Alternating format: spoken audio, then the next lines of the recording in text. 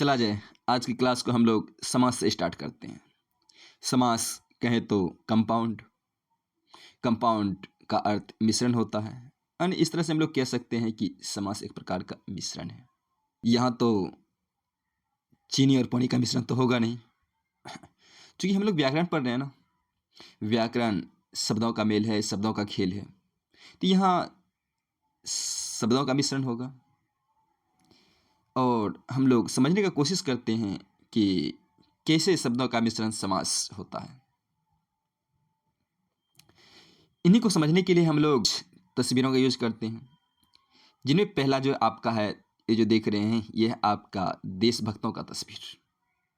दूसरा है राजा के महल का तस्वीर है, तो तीसरा राजा की रानी का।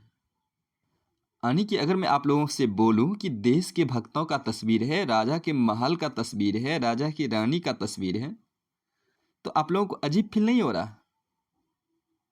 आप लोग नहीं सोच रहे हैं कि फालतू का काहे लोग घुमा फिरा रहे हैं? देश के भक्तों का तस्वीर है, सिंपल सी बोलो ना कि देशभक्त का तस्वीर है। राजा का महल, राजमहल बोलो ना, राजा की रानी, राजरानी बोलो ना, काहे लोग घुमा फिरा रहे हो? मेरे दोस्त, यह हम लोग समझने का कोशिश कर रहे हैं कि देश के भक्तों के बदले हम लोग यूज कर सकते हैं ना देशभक्त। यानी देश के भक्तों की अगर शब्द को मिला दिया जाए तो देशभक्त बनेगा। राजा का महल अगर मिला दिया जाए तो राजमहल बनेगा। राजा की रानी अगर मिला दिया जाए तो राजरानी बनेगा। उसी प्रकार राजा का भवन को अगर मिला दिया जाए तो राजभवन, राजा का महल राजमहल, राजा की रानी राजरानी, रसोई के लिए घर रसोई घर। ये है ना। तो इन्हीं शब्दों के मेल से जो एक नया शब्द बनता है और मीनिंग वही रहता है, सेंस वही रहता है, अर्थ वही रहता है, तो इस संक्षिप्त वर्ड को ही, इस कंपाउंडेड वर्ड को ही हम लोग समास कहते हैं। यानी कि हम लोग यह बोल सकते हैं कि समास शब्द का अर्थ संक्षेपीकरण से है। लेकिन हाँ, ध्यान में रहे कि यहाँ अर्थ में कोई परिवर्तन नहीं होनी चाहिए, और जब अर्थ में कोई परिवर्तन नहीं होगा तो इसी संक्षेपीकरण विधि को हम लोग समास कहेंगे। यानी यह कहा जा सकता है कि आपस में संबंध रखने वाले दो या दो से अधिक शब्दों को मिलकर एक नया शब्द बनता है, जहां पहले वाले शब्दों का अर्थ और शब्दों के मेल से बने शब्द में कोई अर्थ में परिवर्तन न हो, तो इस मेल को ही समास कहते हैं। मेरे दोस्त, अगर व्याकरण की दृष्टिकोण से देखा जाए तो इन समास की खेलों को जो है ना, हम लोग समझने के लिए दो रूप में विभक्त कर सकते हैं।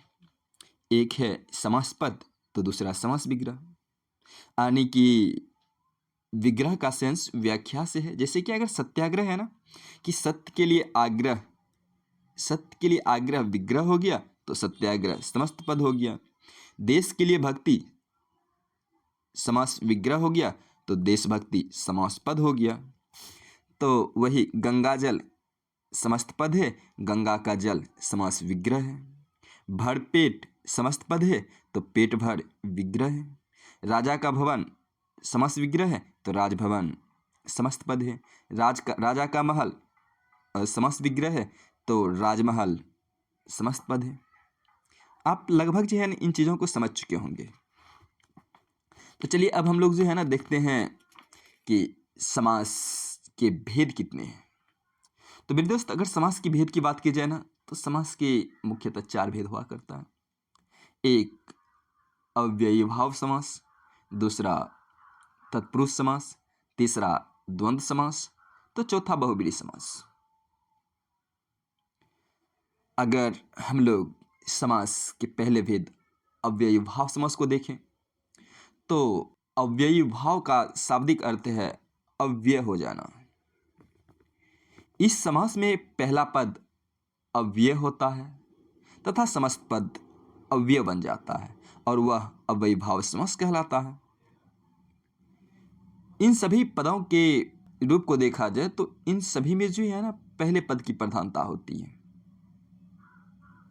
जैसे यथाशक्ति, शक्ति के अनुसार, प्रतिदिन, हर दिन। यहाँ यथा और प्रति पद जो है अव्यय है, यही प्रधान है। मेरे दोस्त, अगर संक्षेप में कहूँ ना तो अव्यय का अर्थ होता है कि पहला पद जो है वो किसी विशेष अर्थ को धारण करता है और दूसरा पद यथावत वही रहता है, यानी अव्यय होकर जो है ना दूसरा रूप में एक विशेष अर्थ को जो व्यक्त करता है। जैसे आजीवन में पहला पद आ, दूसरा जीवन, तो जीवन तो वही रह गया, आज है उसका अर्थ भर के रूप में आया तो आजीवन जीवन भर। यथाक्रम में क्रम तो रह गया लेकिन यथा का सेंस क्रम के अनुसार हुआ। निडर में डर तो रह गया, नि का अर्थ बिना से आ गया बिना डर के। बेशक शक तो रह गया लेकिन बे के अर्थ बिना शक से है।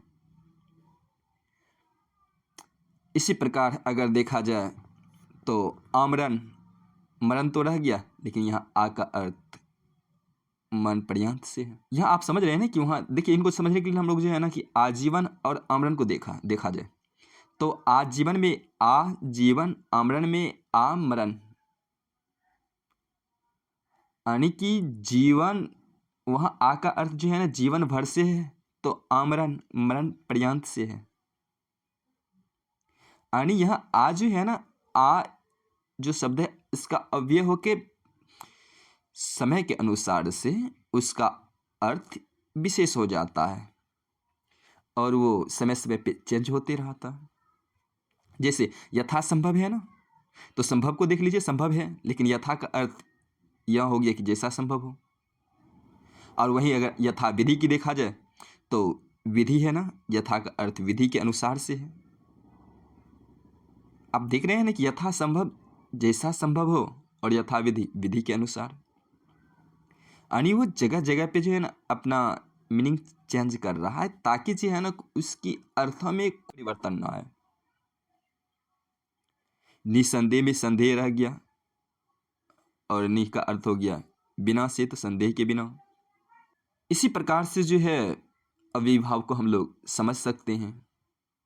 अगर मैं आपको पूछें कि बेकाम, तो पहला पद को अगर बे उसका अव्यय कर एक विशेष अर्थ लें और काम को वहीं रखें तो इसका अलग अर्थ निकलेगा काम के बिना। तो इस तरह से लगता है कि आप लोग जो है ना अव्ययीभाव समास को समझ चुके होंगे। और इसी रूप में जो है ना अगर आपके एग्जाम में आता है अव्ययीभाव समास का एक एग्जाम्पल, तो ऐसे ही समझे कि जो है ना कि उसको अलग अलग पार्ट में तोड़ दे। पहला आ जीवन, यानी कि जीवन वही रहेगा, आ का एक विशेष अर्थ निकलेगा जिसका अर्थ होगा जीवन भर। वैसे ही जो है भरपेट, पेट का एक वही रहेगा अर्थ और भर आके उसको पेट भर कर देगा।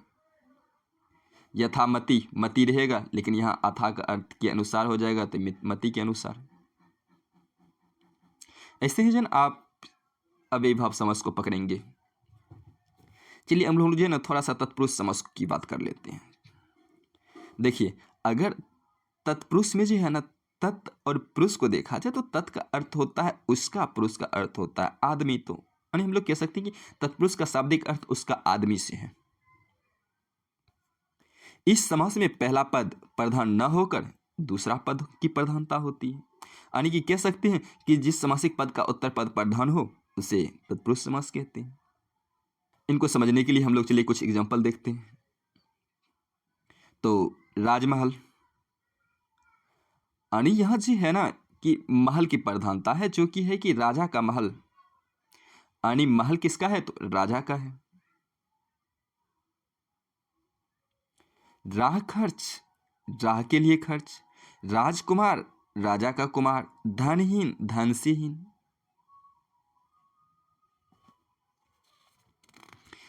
यानी कहने के सेंस क्या हुआ कि राजा के महल में जो है महल, और राजकुमार में कुमार, राह खर्च में खर्च और धनहीन में हीन की प्रधानता है।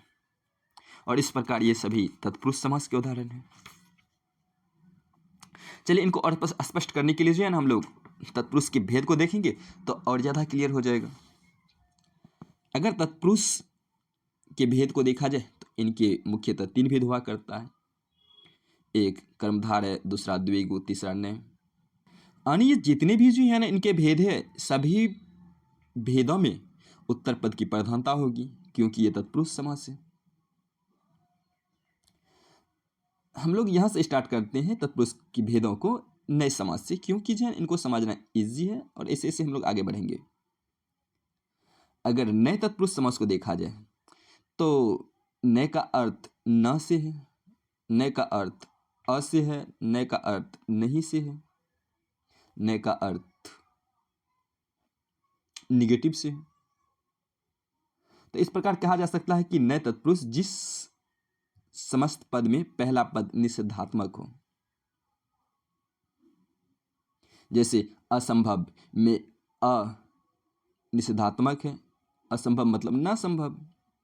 जैसे अन्याय में अ का अर्थ न से है, नहीं से है, न न्याय, अन्याय। अनचाहा, अन का अर्थ न से है, चाहा तो न चाहा। अधर्म न धर्म, असुंदर असुंदर न सुंदर, अनहोनी न होनी। यानी कि एक ऐसा समासिक पद, एक ऐसा समस्त पद जिसमें उस समस्त पद का पहला जो पद हुआ करता है उसका अर्थ निषेधात्मक हो, पहला पद नकारात्मक हो, तो ऐसे समासिक पद को नए तत्पुरुष समास कहेंगे। फॉर एग्जाम्पल के लिए असंभव न संभव, अन्याय अ का अर्थ न से है, न न्याय। अनचाहा, अन का अर्थ न से है, न चाहा। अधर्म अ का अर्थ न से है, न धर्म। असुंदर अ का अर्थ न से है तो न सुंदर। अनहोनी का अर्थ न से है तो न होनी। इस प्रकार से है ना आप लोगों को स्पष्ट हो गया होगा। अब हम लोग को जो है ना कि विश्वास है आप लोगों के ऊपर कि अगर नए तत्पुरुष समास का कोई जो है ना कि एग्जाम्पल रखे तो आप लोगों ने पहचान लेंगे।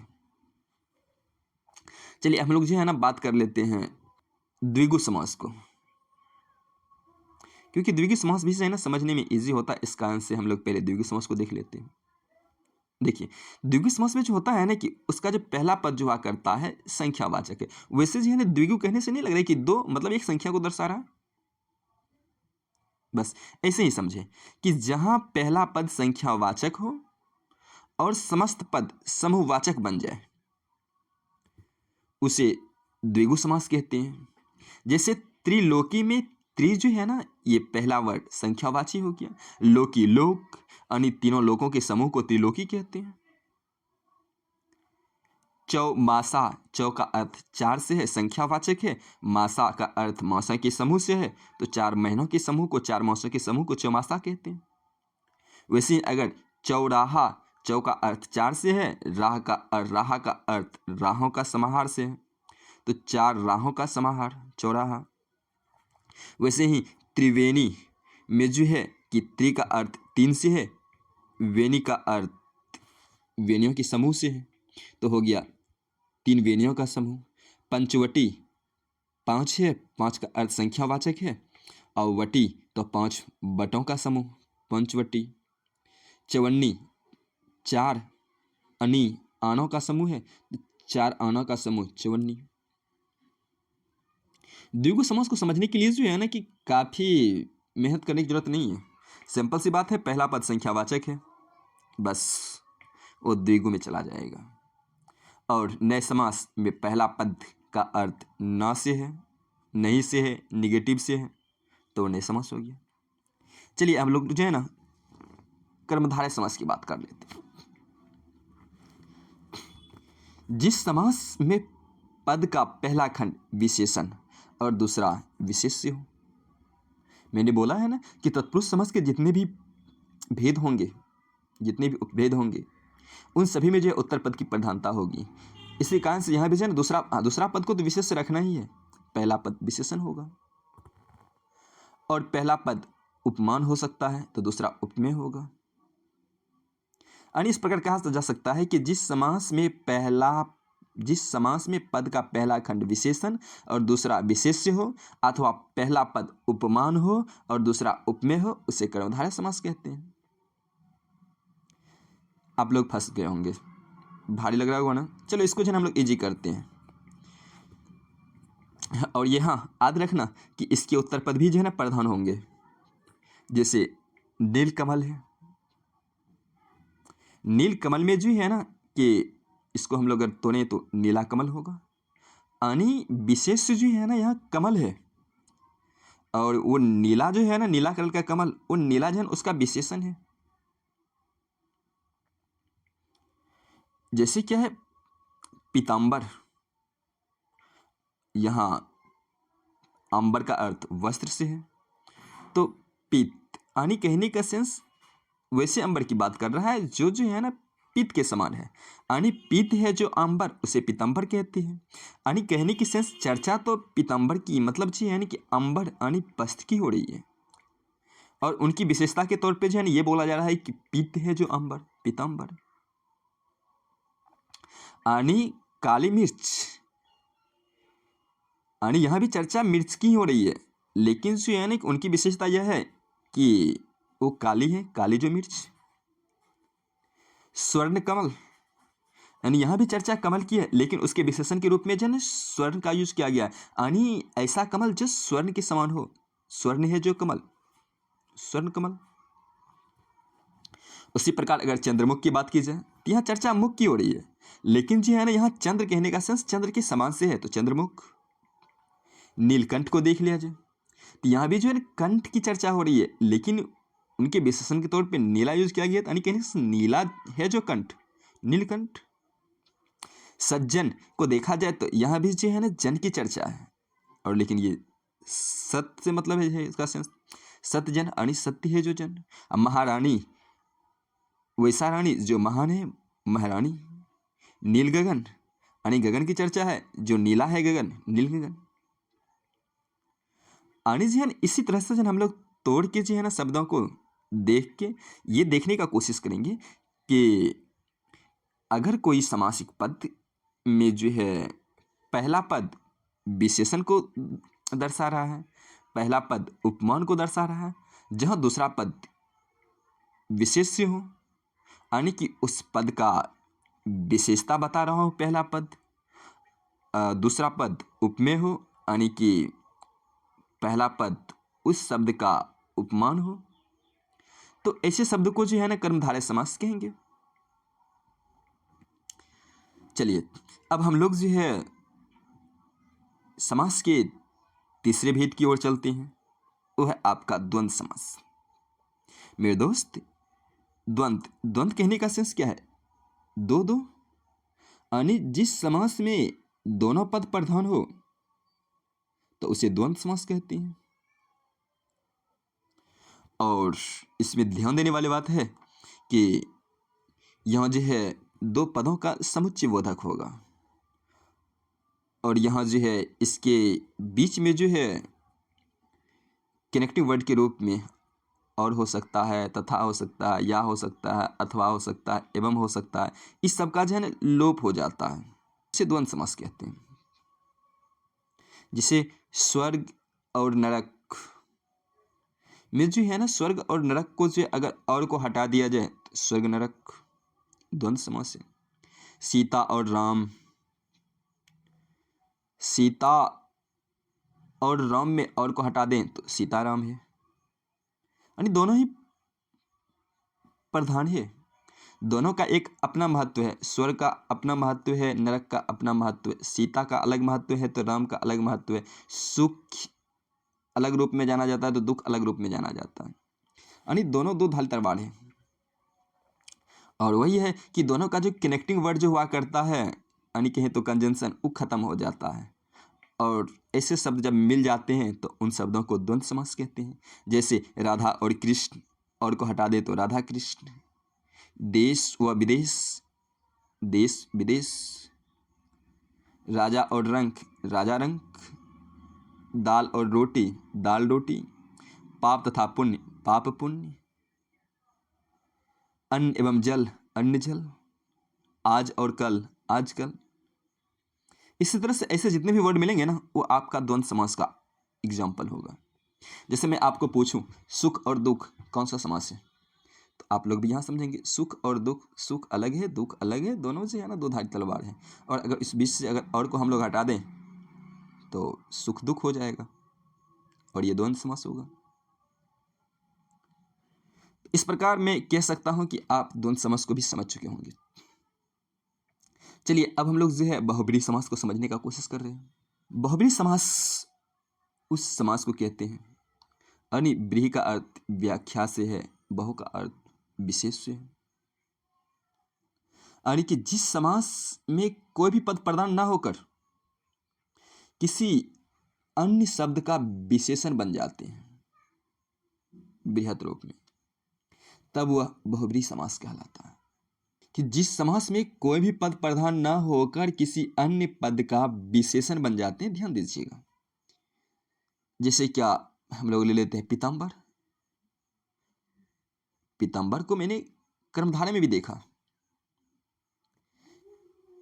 और ये जो है बहुब्रीहि समास में भी आ जाता है। इस कारण से, क्योंकि जो है कि पीताम्बर को हम लोग बोल सकते हैं कि पीला है अंबर जिसका, यानी कि जिसका अंबर पीला है वो पीताम्बर है। लेकिन पीताम्बर कहने से एक जो है विशेष व्यक्ति का बोध होता है, भगवान विष्णु का। इस कारण से जो है पीताम्बर कर्मधारय भी है और बहुब्रीहि भी है। नीलकंठ का भी मैंने जिक्र किया, नीलकंठ भी कर्मधारय है, और यहाँ बहुब्रीहि में भी नीलकंठ को देखने को मिलेगा, क्योंकि नीलकंठ कहने का सेंस है कि नीला है कंठ जिसका। नीला है कंठ जिसका यानी एक जो है ना विशेष व्यक्ति का जो है ना एक संबोधन कर रहा है। नीला है कंठ जिसका, जैसे कि नीलकंठ, नीलकंठ यानी कहने से शिव भगवान से है, भगवान शंकर से है, तो नीलकंठ। यानी कहे ना कि कर्मधारय समास का भी वैसा पाठ जिससे जो है ना एक किसी विशेष व्यक्ति का बोध हो, तो वैसे कर्मधारय समास भी बहुब्रीहि समास में आ जाएंगे। जैसे श्वेतांबर, यानी श्वेत है अंबर जिसका। अगर जो है श्वेत है अंबर जिसका कोई विशेष अर्थ को धारण नहीं किया हुआ है, तो सिंपल सी बात है वे श्वेतांबर होगा।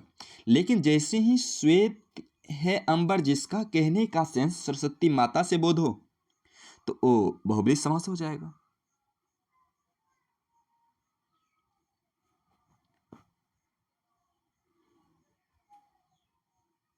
तो इसी प्रकार से देखा जाए कि पीत है अंबर, जब तक पीत है अंबर जिसका कहने का सेंस विष्णु भगवान से नहीं आता, तब तक जो है ना वो कर्मधारय समास है। लेकिन जैसे ही पीत है अंबर जिसका कहने का सेंस विष्णु भगवान से हो जाए, तो वो पीतंबर हो जाएगा, वो विष्णु मतलब वो जो है बहुब्रीहि समास हो जाएगा।